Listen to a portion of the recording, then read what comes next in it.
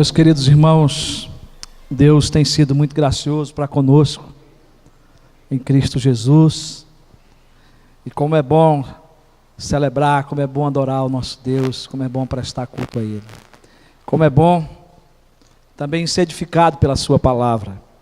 Sempre que nos reunimos, Deus fala conosco, já falou através de alguns textos lidos, mas Deus tem ainda uma palavra a ministrar ao nosso coração. Nós estamos vivendo um mês que é conhecido nas igrejas evangélicas como mês do lar, o mês da família.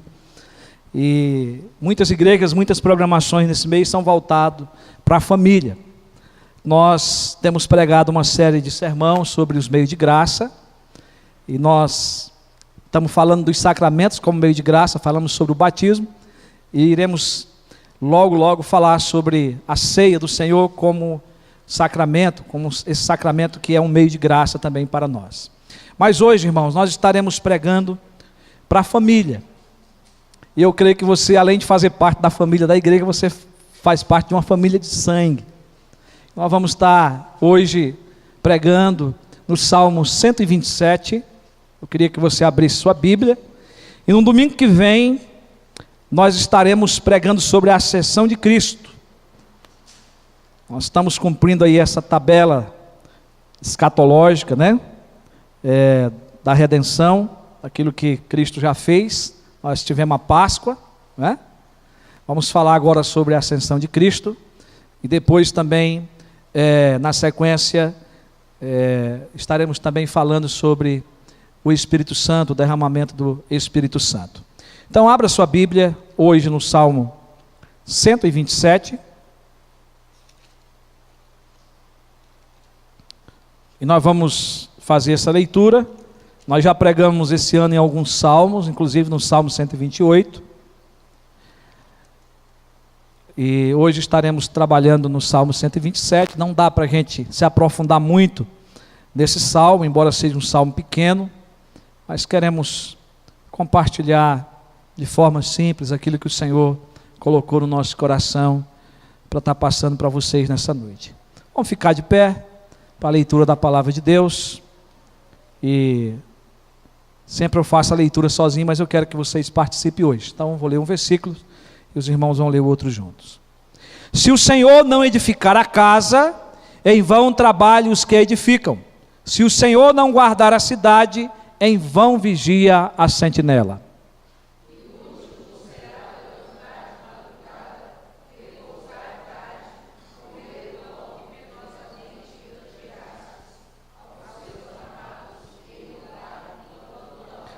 Herança do Senhor são os filhos, o fruto do ventre, seu galardão.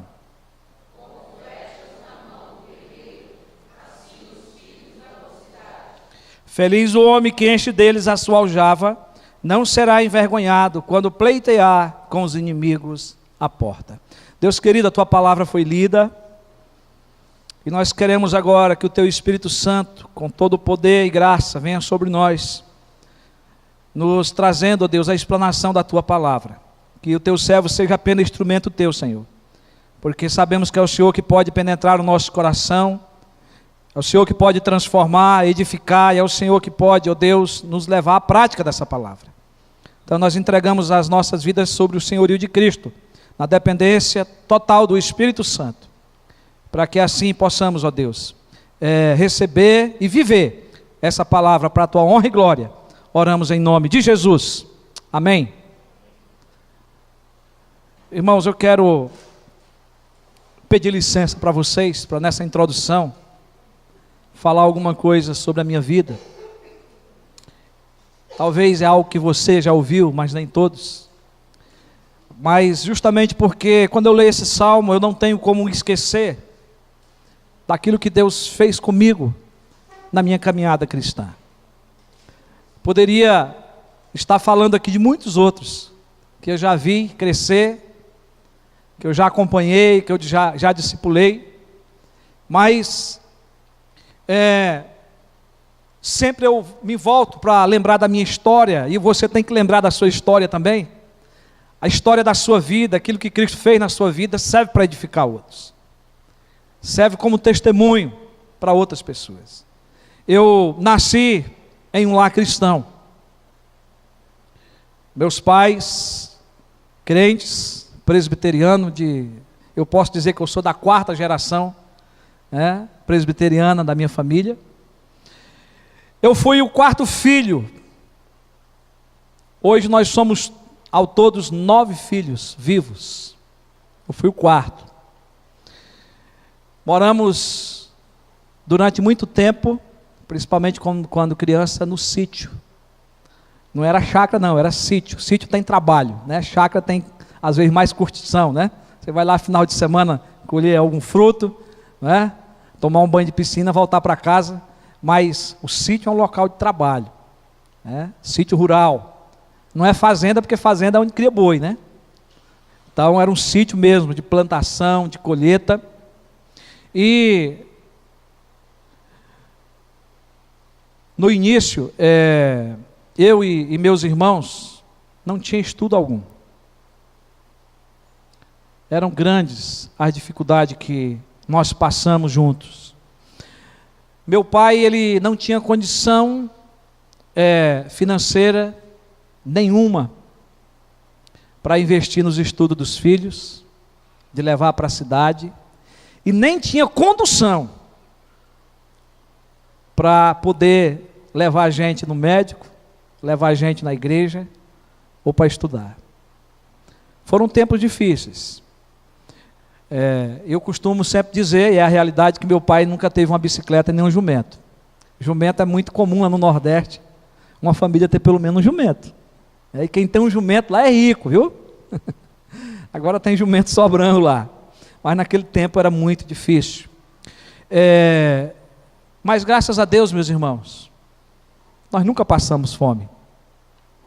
Graças a Deus, na nossa família, sempre o Senhor nos assistiu, com graça e com misericórdia. E hoje ainda, eu tenho muitas lembranças daquele tempo, lá no sítio. Mas por que eu estou trazendo esse testemunho a vocês? Porque a melhor lembrança que eu tenho na minha mente é que todos os dias, meu pai nos reunia ao redor da mesa pela manhã, antes do café, e não tinha esse negócio de tomar café antes, não, era antes mesmo, com a mesa exposta.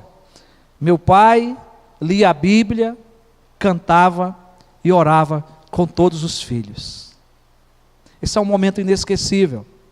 Era um momento que a gente tinha que se calar e ouvir o cabeça, o líder da casa, falar.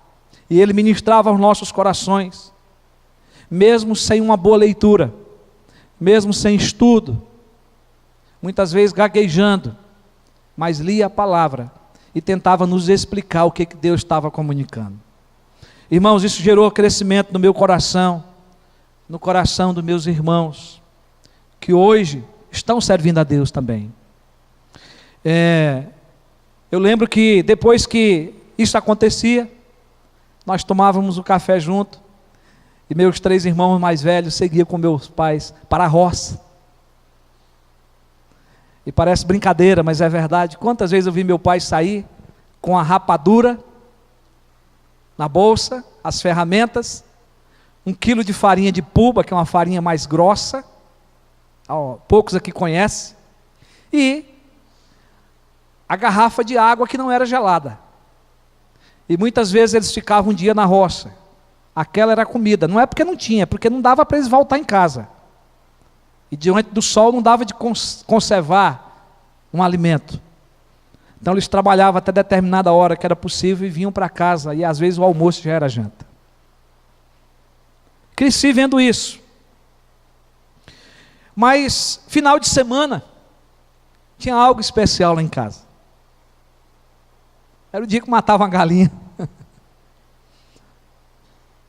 E era o dia que meu pai ia para a igreja na cidade, e quando podia ele nos levava junto. Quando tinha condição de pagar a condução, porque ficava cerca de 12 quilômetros para ir na igreja. E quando nós não íamos, nosso pai voltava falando dos acontecimentos da igreja, daquilo que ele aprendeu, de quem ele viu, né, de como foi a escola, o culto. E aquilo maravilhava o nosso coração. Mas tinha um desejo muito grande dos meus pais, que era mudar para a cidade por causa da igreja. e por causa da escola, do estudo nosso. E graças a Deus, um dia meus pais conseguiram fazer isso. A nossa vida continuou. Mas, diante da lembrança do culto doméstico, de nos assentar ao redor da mesa, tem algo que marcou muito a minha vida também. Lá no sítio ainda, foi os momentos durante a semana, que pelo menos uma vez por semana, fazia um culto em outros sítios, e que na casa nossa ou na casa de outro irmão, reunia famílias, parentes, para ir cultuar a Deus. Irmãos, e muitas vezes não tinha uma lanterna, era lamparina. Vocês já viram falar nisso? Lamparina era um recipiente que era colocado a gasolina não, o querosene dentro, com um pavio feito de algodão, né? E que ligava, acendia um fósforo ali, ela pegava fogo, e ali era a única que tinha às vezes para 10 pessoas ir por uma vereda, por um caminho, até chegar numa casa. Porque às vezes não tinha lanterna, e quando tinha lanterna, às vezes não tinha pilha para comprar, lugar para comprar, o dinheiro para comprar. Mas as pessoas se reuniam com muita alegria durante a noite, para cultuar a Deus. E eu lembro disso com muita alegria, porque eu não via a hora de sair de casa, eu não via a hora de ir para o culto, encontrar outras crianças, de estar junto com outras famílias. E até porque, quando se reunia, sempre saía um suquinho daqueles, né? Você conhece aquele suquinho, né? Do mais barato que tem, não é? Sem gelo, fazia aquele suco doce, né? E às vezes não tinha nem um bolinho, né? Mas era aquele momento ali que a gente se confraternizava em um relacionamento gostoso. Mas, meus irmãos, eu estou colocando tudo isso, porque isso faz parte da edificação de um lar, de uma família, quando Deus é colocado no centro. Amém? E essas lembranças são muito boas para a minha vida. E esse é o retrato que eu tenho da minha família, que mesmo em meio às dificuldades, éramos uma família feliz. Ainda hoje, quando chego à casa dos meus pais, eu vejo ainda algumas dificuldades que eles passam, mas eles continuam sendo felizes, continuam buscando a Deus, continuam indo para a escola dominical, continuam indo para o culto, não faltam culto, a não ser que seja por uma doença muito grave, mas estão lá buscando a Deus.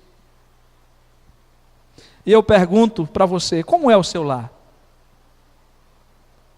Como é a sua família? A sua família é feliz? A sua família é bem-sucedida? Se é, você sabe o porquê da felicidade?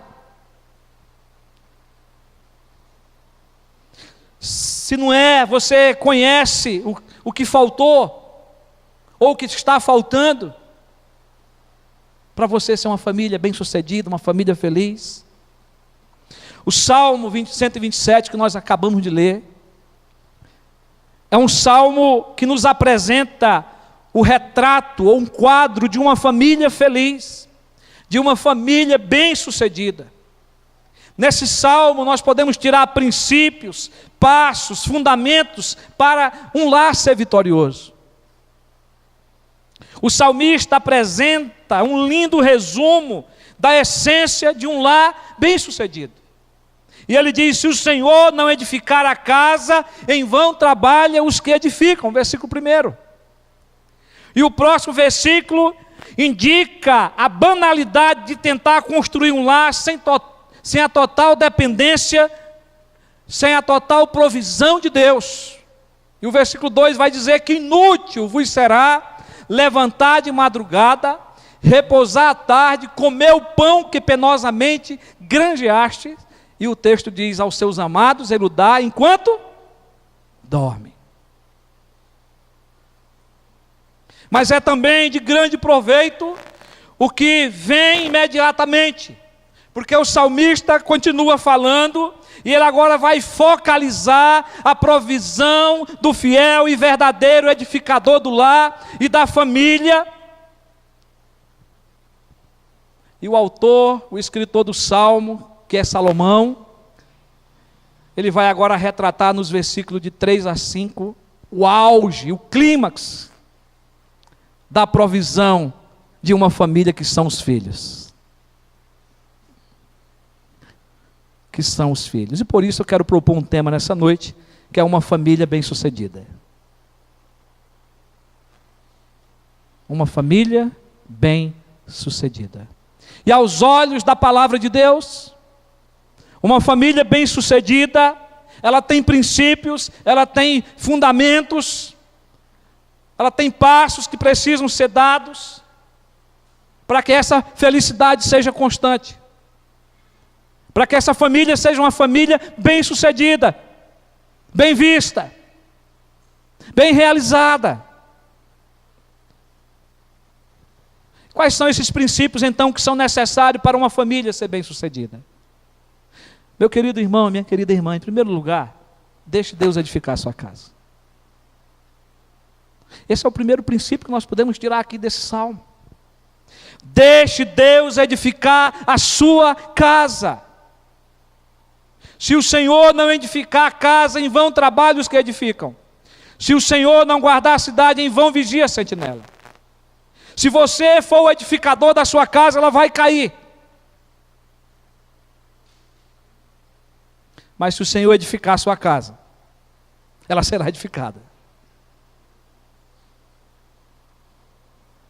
De imediato, eu e você precisamos entender e aceitar que todo bem procede de Deus. Amém? A primeira coisa que nós precisamos entender nesse salmo é que todo bem procede de Deus. E não é à toa que na Bíblia aí atualizada que temos, Almeida, traz um título: todo bem procede de Deus. Porque só Deus pode abençoar, só Deus pode edificar. Só Deus tem bênção para nos dar. Só Deus pode transformar, renovar.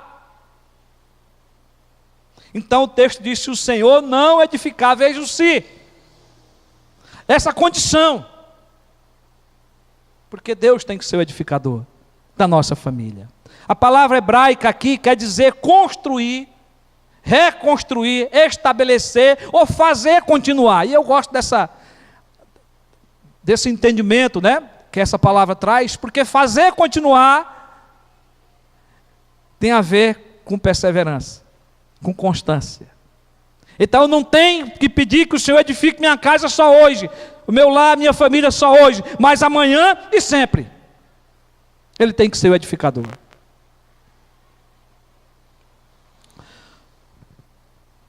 O salmista aqui, identificado como Salomão, ele nos apresenta Deus como o único edificador do nosso lar. Isto quer dizer que a construção das nossas famílias depende, em primeiro lugar, do Senhor e dos seus recursos. Não são nossos os recursos ou a nossa sabedoria e habilidade que vai edificar a nossa família, que vai fazer a nossa família bem-sucedida. Não são nossos. Por mais que você tenha essa imaginação, vem de Deus. Por isso que o salmista está dizendo: se o Senhor não edificar, Deus pode nos dar os recursos, Deus pode nos dar as habilidades, a sabedoria, mas Ele é que edifica. É Ele que está acima, é Ele que é o soberano, é Ele que é o todo-poderoso. Para o Senhor ser o edificador, nós precisamos deixar Ele edificar. E precisamos também nos envolver com Ele nessa missão. Por isso que eu citei meus pais aqui. Porque meu pai, com toda a dificuldade que ele teve, ele criou os filhos nos caminhos do Senhor. Ele mostrou sempre a dependência de Deus para edificar o nosso lar, a nossa casa. Meu pai nunca esperou o pastor ir lá em casa ministrar a palavra. Pelo contrário, ele prestava conta com o pastor de que ele estava ensinando a palavra de Deus aos filhos. Isso é muito importante, meus irmãos, porque Deus nos dá a condição de participar dessa missão.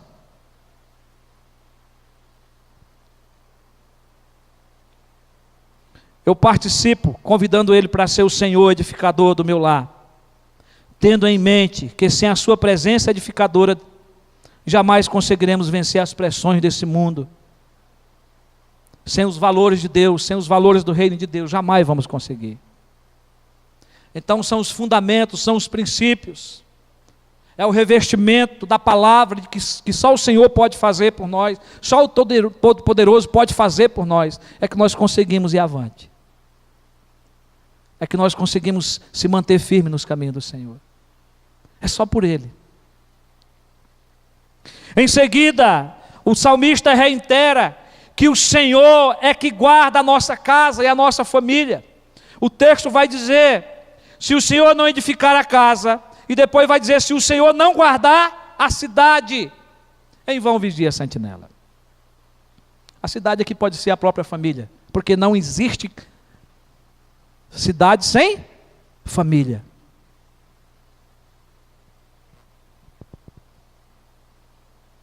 É o Senhor que guarda o nosso lar. Nada nesse mundo é capaz de nos guardar como o nosso Deus, nem mesmo a sentinela. Sentinela alguma e nem qualquer equipamento de segurança poderá manter a nossa casa em segurança, a nossa família em segurança, como o Senhor mantém. Você pode colocar o alarme que quiser, o guarda que quiser lá. Se o Senhor não estiver guardando, nada vai adiantar. Não que a gente não tenha que fazer aquilo que está diante da nossa possibilidade, mas nós temos que crer que o Senhor é o fiel guarda da nossa casa e da nossa família. Mas não está só no sentido do lar em si, da casa que moramos, mas aonde estivermos. É o Senhor que vai nos guardar. No trabalho, nos estudos, nas viagens, é o Senhor que guarda a nossa família. Sem a proteção do Senhor, irmãos, nós iremos falhar, eu e você. Haverá sempre um ponto cego que nos trairá. Por mais que você se cuide, vai haver um ponto cego que você não vai ver.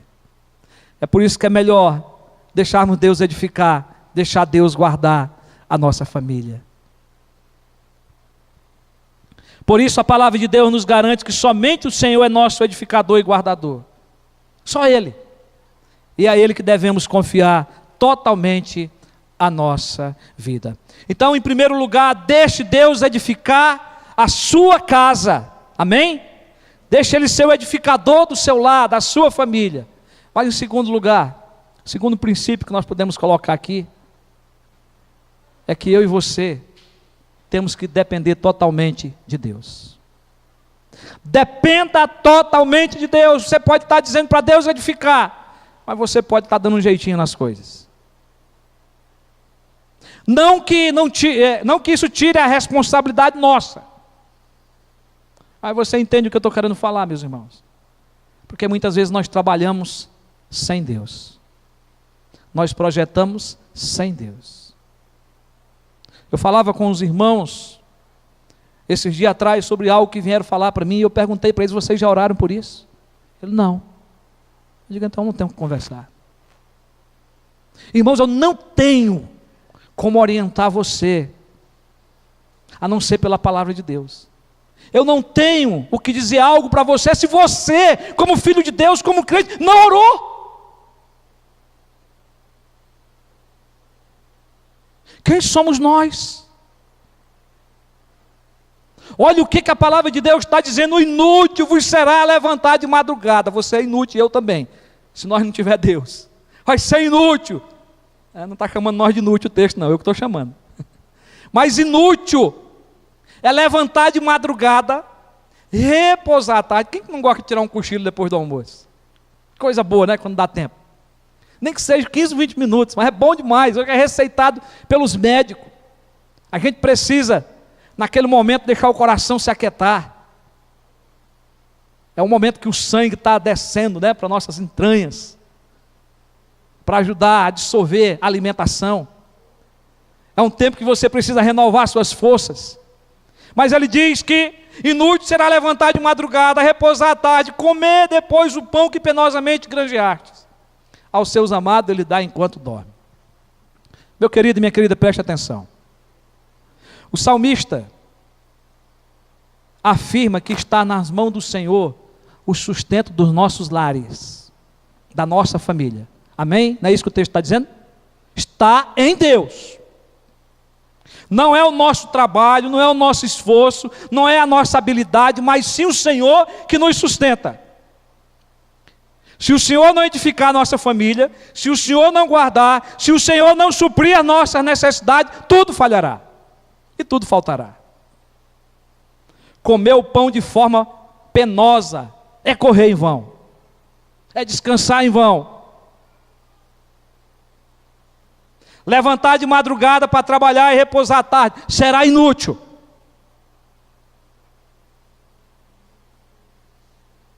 Então nós temos que entender que somente o Senhor é quem pode nos abençoar. E não é quando estamos trabalhando que o Senhor nos abençoa. Esse é um grande engano que nós temos. Não é quando você está suando a camisa, quando você está dando as suas últimas forças. Não é isso que a Bíblia está dizendo. É enquanto você está dormindo. Por isso que nós temos que descansar no Senhor, meus amados e amadas. É enquanto nós dormimos, não quer dizer que você não tem que trabalhar. O trabalho eu acredito que sempre existiu. Mas depois a maldição veio por causa do pecado e Deus disse que nós temos que trabalhar e comer do suor do nosso rosto. É com esforço mesmo. O texto em nenhum momento está dizendo que você não tem que trabalhar. Porque o preguiçoso, a Bíblia manda ir ter com a formiga. Né? Vai ter com a formiga o preguiçoso. E aí você aprende a trabalhar. Porque se você estiver lá com ela e não trabalhar, pelo menos você vai se coçar, porque ela vai lhe picar.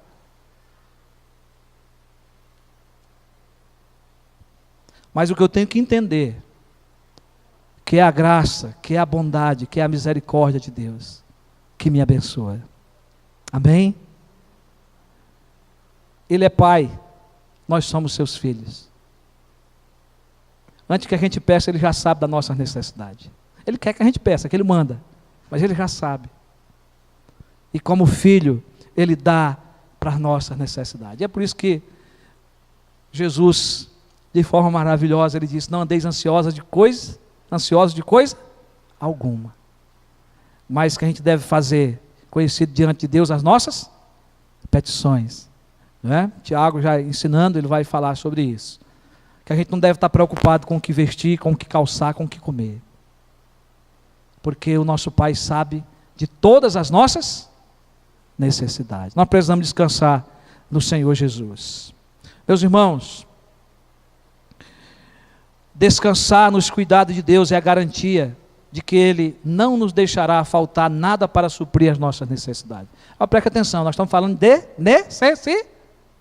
Ele pode dar mais, mas nós temos que pedir para as nossas necessidades. Deus honrará o trabalho das nossas mãos, e enquanto dormimos, Ele nos fará prosperar. Essa é a verdade desse texto. Confie nos cuidados do Senhor. A falta de fé nas promessas de Deus pode trazer grandes prejuízos para a nossa vida e para a nossa família. Então você precisa confiar no Senhor. Dependa totalmente dos cuidados de Deus. Então deixe Deus edificar e dependa totalmente dos cuidados do Senhor. São princípios para uma família ser bem-sucedida. Em terceiro e último lugar, descortine os seus filhos como bênção de Deus.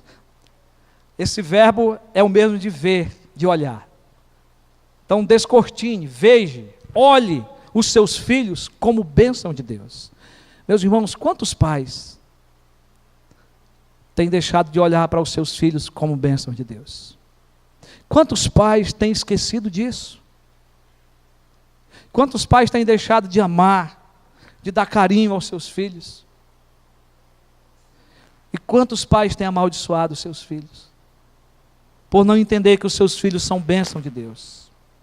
O salmista agora nos coloca diante de um quadro mostrando que além de edificar, guardar e sustentar, ele agora nos apresenta, ele coloca que Deus nos presenteia com a sua herança. Que herança é essa? Os filhos. Olha o que é que diz aí, o versículo 3, a herança do Senhor são os filhos, o fruto do ventre e seu galardão, como flecha na mão do guerreiro, assim são os filhos da mocidade, e feliz o homem que enche deles a sua aljava. não será envergonhado quando pleitear com os inimigos à porta. Queridos, só existe família constituída com os filhos. Então lá em casa nós não temos filho, é um casal. Se tem filho, é uma família. E a palavra de Deus está dizendo que eles são herança do Senhor. Em outras palavras, está dizendo que os filhos são bênção do Senhor para a existência da família. Veja que não é o carro zero, não é uma mansão, não é um celular mais avançado de última geração, nem uma TV de 60 polegadas, que é o melhor presente para a família. E sim, os filhos. Não são essas coisas que tornam uma família feliz, bem-sucedida. São os filhos. O salmista utiliza 4 relatos de filhos para explicar por que eles são o maior presente de Deus para a família. Eu queria que você tivesse um pouquinho de paciência, porque eu preciso terminar mostrando aí esses 4 relatos. Eu quero que você abra seus olhos espirituais para ver isso no texto, porque está no texto. Às vezes a gente lê, mas a gente não compreende. Primeiro, diz que os filhos são herança. Esse é o primeiro relato que ele faz. Herança do Senhor são os filhos. Na Bíblia, o termo herança representa segurança, força e a sensação de permanência. Ou seja, são os filhos que conservam o nome da família e garantem a continuação dos valores que eles são dados, e valores que são caros. Porque os pais que zelam pelos seus filhos, eles gastam tempo, eles investem a vida, eles investem os recursos para formar essa família, e são esses filhos que vão continuar os valores da família. São esses filhos que vão conservar o nome da família. Os filhos vêm do Senhor, por isso que são herança. Deus é o autor da vida, é Ele quem dá à família os filhos, ou retém, porque o Senhor é que dá e também é o Senhor que tira. Mas também nós podemos ver aí que os filhos são recompensa, o fruto do ventre, o que? O seu galardão. Os filhos são vidas preciosas, concedidas a um casal, como fruto do seu amor, e são tesouros muito mais valiosos que as posses materiais desse mundo, muito mais. Os filhos são um tesouro incalculável, um galardão de Deus, um presente de Deus. Não podemos impedir de Deus nos abençoar. Você não pode impedir, você que é mulher, de ser gerado um filho no seu ventre. Se Deus assim quiser, Ele vai fazer. Ninguém tem direito de abortar um filho, porque é Deus que faz ele ser gerado. A vida é Deus que dá. Não tem coisa mais preciosa do que o nascimento de um filho. Eu vendo a alegria do Tomás hoje cortando o umbigo do filhinho dele lá, filmou, mandou para mim. A alegria dele, da Gabriela, vendo naquele momento ali, né, rindo, falando, celebrando aquele momento. Quem já passou por isso sabe, quem não passou, esperamos em Deus um dia passar. E aqui, meus irmãos, o sonho de todo casal deve ser construir uma família. Existem casos que não são possíveis, mas para Deus não há impossíveis. Porque Deus pode dar para você, diante de uma dificuldade como essa, a condição de você adotar um filho. E filho é todo aquele que você cuida, educa, que você ama, que você investe. Mas o texto ainda nos mostra que esses filhos, eles são flechas, como flechas na mão do guerreiro. Filhos são herança, são recompensa, e filhos são flechas. Como flecha na mão do guerreiro, assim são os filhos da mocidade. A flecha era o meio principal de defesa nos tempos antigos. E como as flechas, filhos representavam e representam uma forma de proteção aos pais, uma defesa contra a solidão, um auxílio na enfermidade, um socorro presente na velhice. Está vendo, André? Que bênção de Deus. André e Camila, né? São como flecha para defender. Logo, logo o André vai ter um defensor lá na casa, né? Com a Camila. Para a glória de Deus. Sabe, meus irmãos, como que a palavra de Deus mostra para nós esses ensinamentos para sermos uma família bem-sucedida. E como flecha, os filhos precisam ser o quê? Direcionados, treinados. Por isso que aqui entra o papel do pai e da mãe. Que caminho você está direcionando os seus filhos? Aonde você quer que os seus filhos cheguem? Como que você quer que os seus filhos sejam? Porque é os pais que vai treinar. E eu já vivi num lar, hoje eu não tenho filhos, na minha casa com minha esposa, mas eu vivi num lar de muitos irmãos. E os outros que nasceram depois de mim, eu cuidei de todos eles. E quantas flechinhas voaram dentro de casa? Quem tem filho sabe disso. É? Quantas vezes eu tive que me desviar de muitas coisas que a gente jogava uns nos outros. E quando os pais não estavam em casa, a gente fazia festa, né? E sempre alguém saía machucado. Porque quando os pais estavam cuidando, estavam direcionando. Estava dizendo, brinque dessa forma, não faça isso, não faça aquilo outro. São os pais. Então, meus irmãos, flechas sem rumo, frequentemente voltam, ferindo o coração dos próprios pais. Então, cuidado.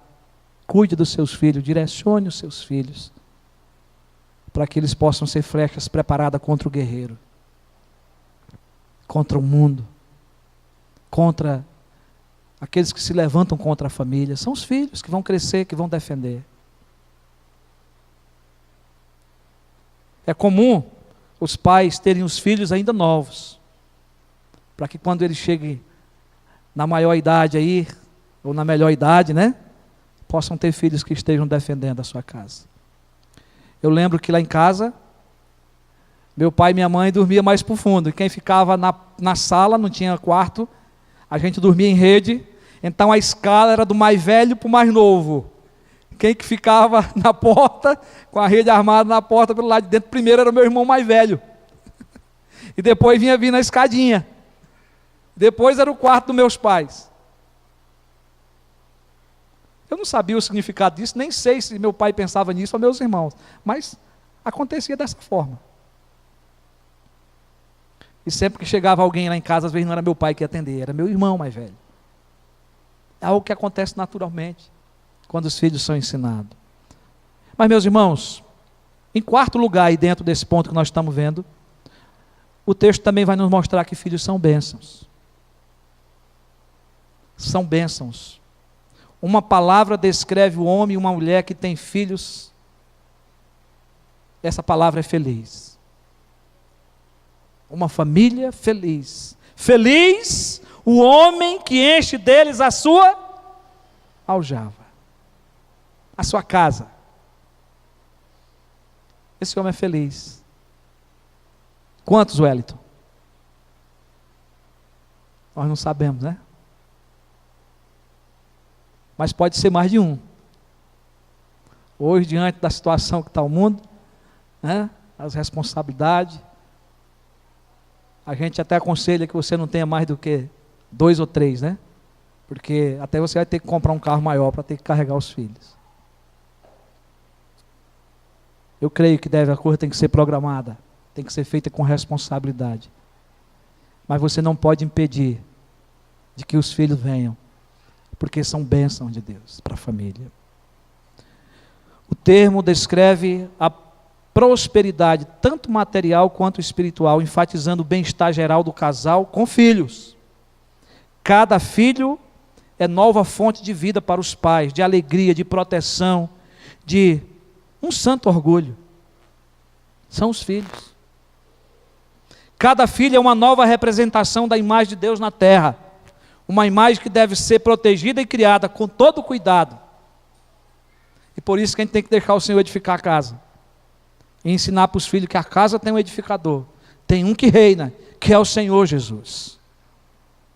Então você que é pai e mãe, descortine, veja, olhe para os seus filhos como bênção de Deus. Não amaldiçoe seus filhos. Não reclame dos seus filhos. Seus filhos são bênção. Por isso que aqui na igreja a gente aconselha os pais a cuidar dos filhos. Mas a coisa mais linda que tem é ver um filho correndo na igreja gritando, irmão. A coisa mais linda é ver uma criança aqui na frente recebendo um abraço, recebendo um beijo. Filhos são bênçãos. Se você não foi bênção na sua casa, se você não foi tido como bênção na sua casa, mas isso não te dá o direito de você não ter filho e de não ver filho como bênção de Deus, porque é a palavra de Deus que está dizendo isso. Amém? Com Deus não se brinca. E você é filho dos seus pais, e pela graça você também é filho de Deus. Eu quero concluir. Deixe Deus edificar o seu lar. Dependa totalmente dos cuidados de Deus. É Ele quem nos supre. Descortine, olhe, veja os seus filhos como bênção de Deus. Nunca despreze os seus filhos. Nunca os julgue pelas suas atitudes erradas. Lembre-se que você foi quem o educou. Peça a Deus para que mostre aonde você errou. E em Cristo é possível mudança. Somente através de Jesus Cristo você pode mudar a história da sua família. Só buscando os recursos da palavra de Deus, se entregando a Cristo, deixando Cristo dominar a sua vida, é que você pode reconhecer erros, é que você pode pedir perdão aos seus filhos. Eu tive dia na minha vida que meus pais me pediram perdão por erro que eles cometeram. E eu tive dia na minha vida que eu tive que liberar perdão aos meus pais por erro que eles cometeram. Isso é a coisa mais linda que pode existir na família. Mas só Jesus pode nos conduzir por esse caminho, porque Ele já nos perdoou de todos os nossos pecados. Amém, queridos? Ele é a fonte do perdão. Então nós precisamos de Cristo. Então peça perdão aos seus filhos, demonstre o amor de Deus com eles. Só assim uma família pode ser bem-sucedida. Só assim uma família pode ser feliz. Mas fica aí o retrato da palavra de Deus, de como uma família pode ser bem-sucedida. Que Deus nos abençoe. Amém.